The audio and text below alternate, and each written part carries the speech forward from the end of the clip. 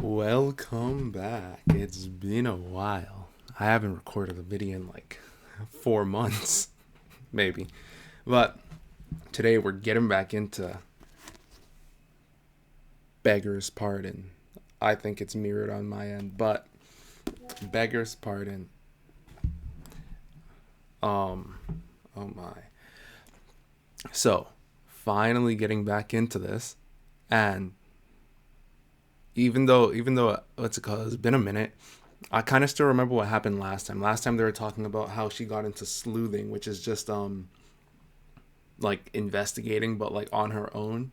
And they were about to go meet up with Florence's friend at Florence's house, or Florence's friend's house, the Ginny girl or Guinea or however you pronounce it, Ginnie, and yeah, they're going there for dinner, and that's where it cut off.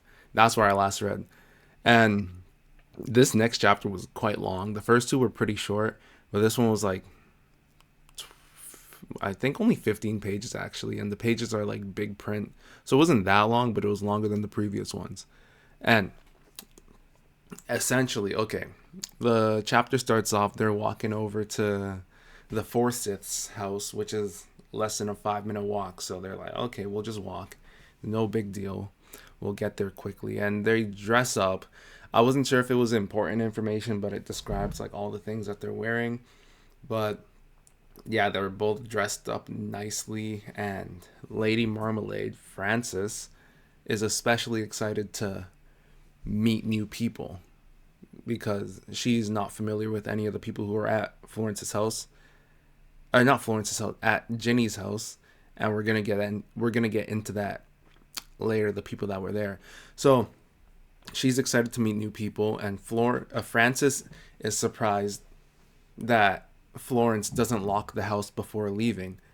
And I think this is going to like set up for something else later on, because at the end of the chapter they're going back home to um Florence's house, but Florence says that it's not necessary to lock up the doors because it's not like London and it's not dangerous. It's not a big city. Excuse me. And if anyone wants her belongings, she's more than welcome. They're more than welcome to take it, because she's more than happy for them to take it, because she's like, oh yeah, my stuff isn't worth that much anyways. But she doesn't think that they're going to be stolen, and that's why she was kind of like acting as if Frances was a little uptight for wanting to lock the door and a little jittery, which me personally, I'd lock my door no matter what. I don't care if it's a nice area or not. I don't want to take any chances.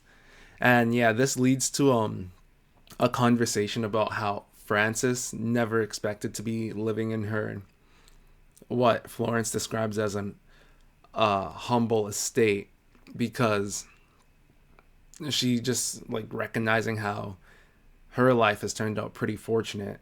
And on the other side of that, there's like the poor people she's talking about, obviously, because there's going to be unfortunate people as well. But she relates this to the crimes that she's, I guess, detectived or solved while doing her sleuthing, because what's it called?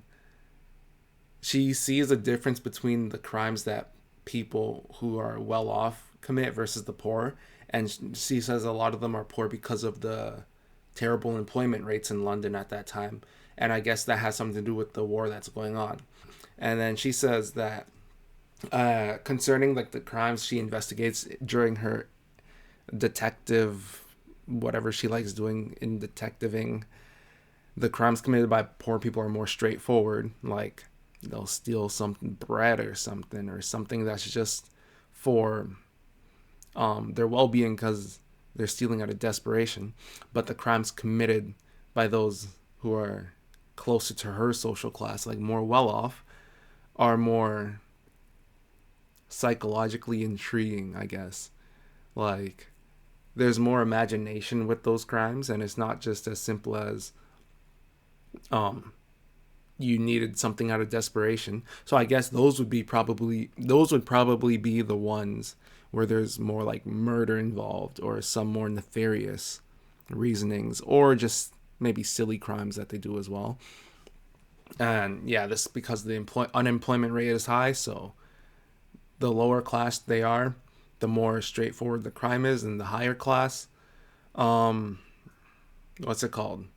The more imaginative, that's the word that she uses. The more imaginative the crimes are. So, um, yeah, Francis and Florence on their walk to the Forsyths' house just continue discussing their lives, like Francis being previously afraid of blood versus now her being a detective. And being a detective, she deals with like some cases where there's dead bodies and stuff, so she's gotten over that fear.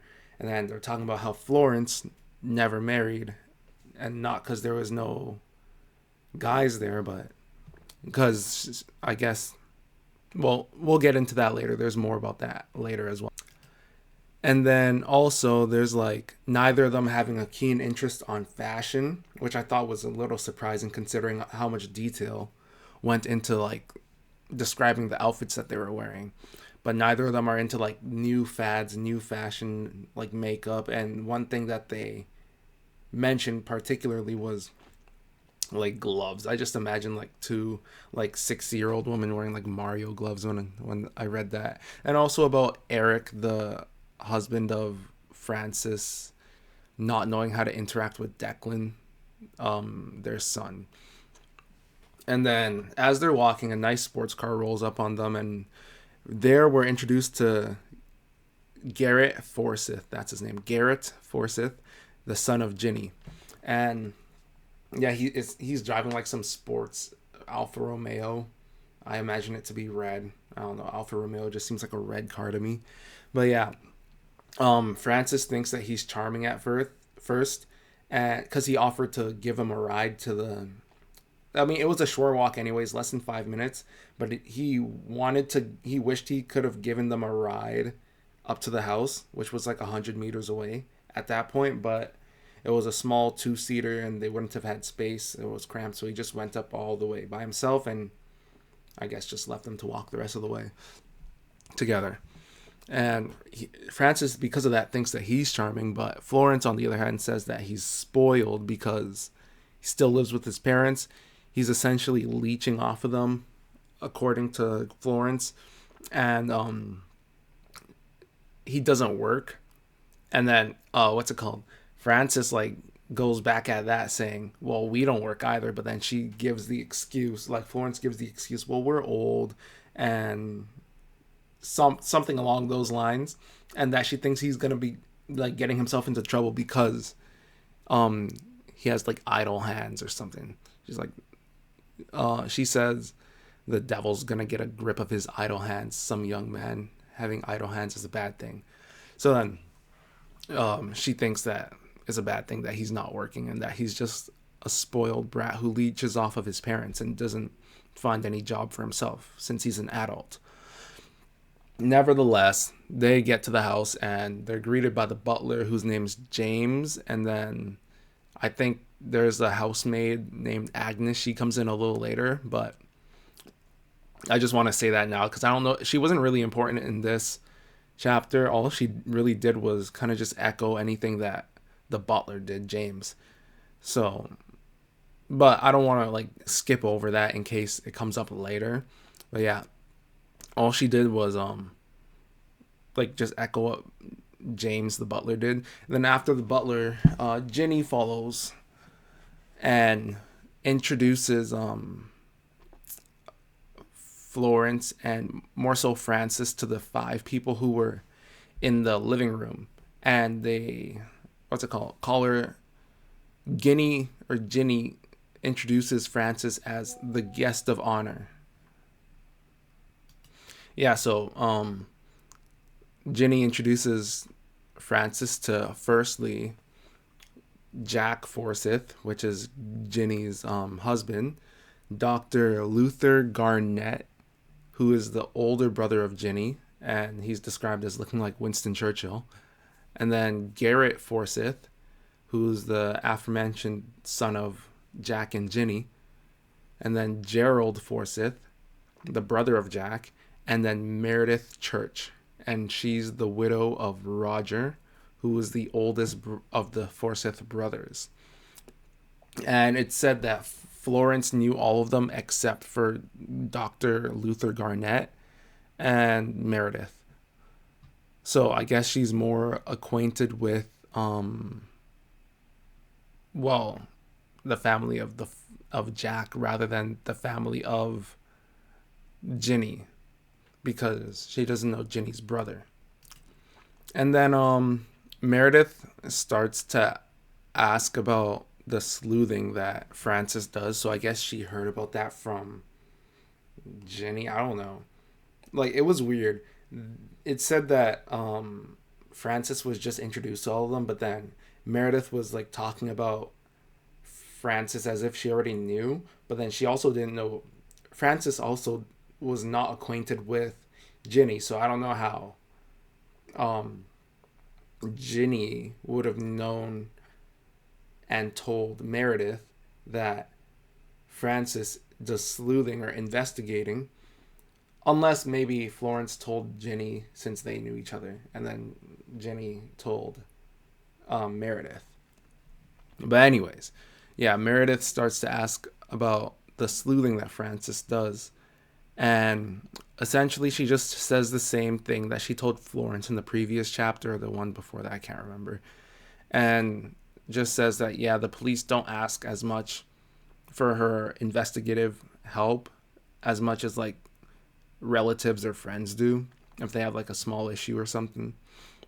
And then Meredith tells Frances about herself and how she's involved with the family business, which is of like making small car parts, namely like carburetors, stuff like that. And yeah, so there's a family business, which is an important topic going forward in the chapter. Then dinner served, and James takes the first sip of wine before serving the host. It didn't seem that important in the chapter, but just knowing how like things go in, what's it called, these like period pieces, I'm assuming that there's going to be something in the wine. Maybe he didn't like actually drink it, and then someone is going to have like something bad happen to them later on, because it was noted in the chapter that Meredith kept asking for like seconds and thirds and fourths of a glass of wine from James. So I'm assuming maybe there's like something, but the lethal dosage level is like really high, and knowing that Meredith would drink profusely, or whatever the word is, drink like a lot, James did that. So I'm just speculating here though. So I'm assuming there's going to be something with that later on in the book, especially because there's a little bit of drama involving Meredith later on in this chapter. But I never thought about that before. And then yeah, Jack makes an inappropriate toast to the war. Like at the table before dinner, he's like making a toast, and he says toast to the war. Because it's going to be good for business, because he's, I guess, like the head of the business of the family or something. And then Luther gets a little upset with his comment, saying that it wouldn't be an issue, like you wouldn't need wars to have good business if you were good at doing business in times of peace. So the only reason why he wants the war is because he's not good at doing business in times of peace, so he needs more customers, so the war is going to be good for him. But then after that, he's like, well, I don't want to talk about business. But I was thinking he's the one that brought it up anyways, so why doesn't he want to talk about business? Like, he's bringing it up. So that was weird. And then as dinner progresses, the group continues discussing matters of war, as they were doing at the beginning of the book, involving the Soviet, Spanish, and German, I presume. So I guess this book takes place like right after well, I already knew this. It takes place, I just need a refresher. But it takes place right after World War One, going into World War Two, and they make some comments about that as well, but it didn't seem that important. And they're just discussing what they expect to happen with it. And then Jack expresses once again, oh, no matter what happens, it's going to be good for business. And then Gerald alludes to Jack maybe using like business funds for like something else with a sly comment, right? And then even though Florence tries to like make the tension all fade away, like trying to like change the topic a little bit, Ginny adds on to what Gerald said, excuse me, effectively calling her husband an ineffective business manager, saying that he's not good at handling business, and that's why he's like really like he really wants this war to happen. And then Garrett Garrett pops in saying that his dad Jack should allow Ginny, his mom, to help with the business so that things can go more smoothly. But then Jack rebuts, saying that Ginny can't even take care of the household funds, and that she'd be no good use in the business. That she'd be of no good use in the business. Then Ginny goes back at him. Like I'm just imagining this in my head being like some big argument that they're all going through. And then Jenny says this to Jack, that it wouldn't be hard to manage the household funds and it wouldn't always be in the red if he used money on, like, okay, so she says that he spends on everyone except the business while looking at Meredith. She's eyeing Meredith while saying that to Jack. And that's leading me to believe that there's something more going on as to why the business is also allegedly failing, and something between Meredith and Jack, since Meredith was like, she butted in afterwards calling Jack a darling, which was weird. I kind of just skipped over it because no one mentioned anything of it until the end of the chapter, which we're getting to now. So Florence, she tries to divert the conversation once again to the marmalade, and then people are like pretending they're interested even though they're not actually interested, and saying how they're going to be cooking up some in the morning. Like Florence and Frances is going to be cooking up some marmalade in the morning, and she was saying some fun facts about the marmalade, about like how it's named after Frances's husband's great grandfather or something, and how they used to use like the French spelling, but now they use the English spelling with the whatever they have with the Marme instead of Marma. So something about that. And then Jenny's pretending to be interested in all that, but she's not actually interested. But then she's open to them stopping by again the next day around tea time, she says, for having some marmalade with the tea, which is around 4 p.m. And because of that, the pair, Frances and Florence, leave the Forsyths' house at 8:30 p.m. And as they're walking away, Florence, she looks back saying, "See this? This is why I don't want to get married." And then Frances is trying to defend them during their little march back. But Frances is trying to defend them, saying, well, it's because of money issues. It can't be helped sometimes.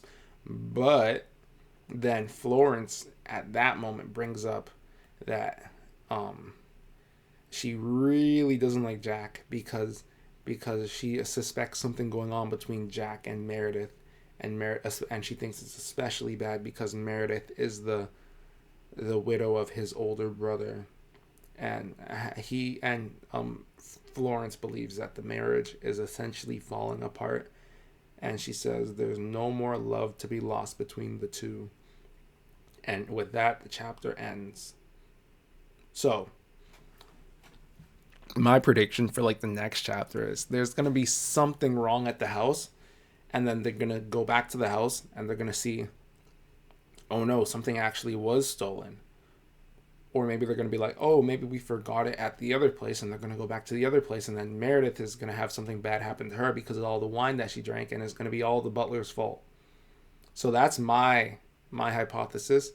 Can't be exactly sure, but I don't know. It reminds me of like And Then There Were None, and how I think it was the butler who was what's it called, the culprit the whole time. I can't remember. I read that in like ninth grade.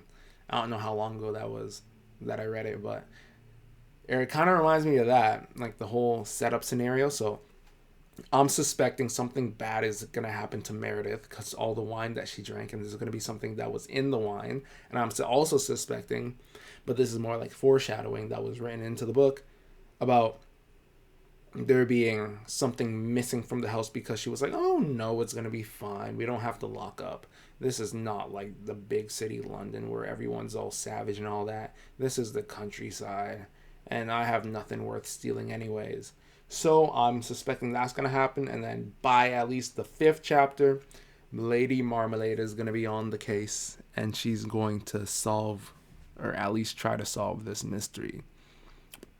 But yeah, that's my thoughts about chapter 3. It was a pretty good chapter. I like how it's like not so long but not so short either, so it's like easy to kind of remember what's happening, and at the same time like stay super engaged, not reading too much at once. But yeah, I'll also attempt to get another chapter summary slash review out for 1984 by, I don't know, maybe like 3-4 days from now. Who knows? And then also continue some of my games that I was playing. But yeah.